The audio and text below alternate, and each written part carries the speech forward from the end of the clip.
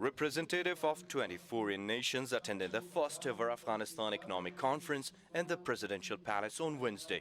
Another 40 participated virtually. The country is facing a humanitarian crisis and economic collapse. Afghan's acting prime minister called for the official recognition of the Taliban administration, which took power last August, and an unfreezing of foreign-held assets, mostly in the U.S.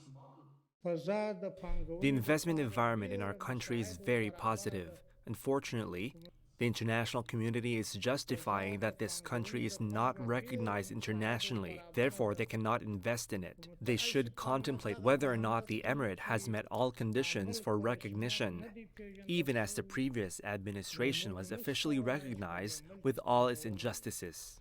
With millions of Afghans facing famine and an unfolding humanitarian catastrophe, the UN and some regional countries like China are calling for the Biden administration to release the $9.5 billion in frozen Afghan government assets to humanitarian organizations.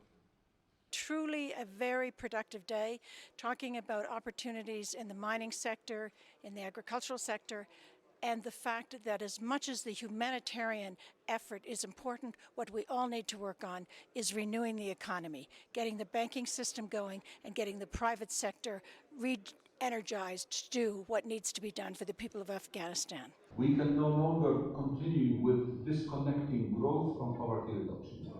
Any policy from now on should be focused on inclusive growth for poverty reduction. We call on for the fate of the Afghan people and for the tens of millions of Afghan people to not to endure hunger and cold.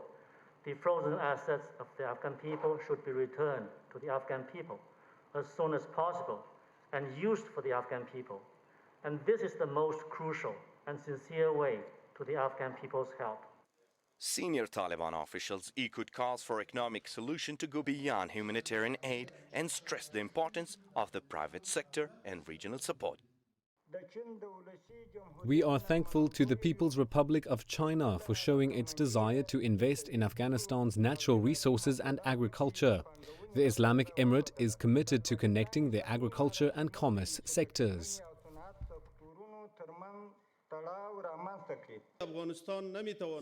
Afghanistan cannot rely on aid forever. We need a traditionally strong and vibrant economy that must mostly rely on its internal capacities. Our long-term goal is an economically self-reliant Afghanistan.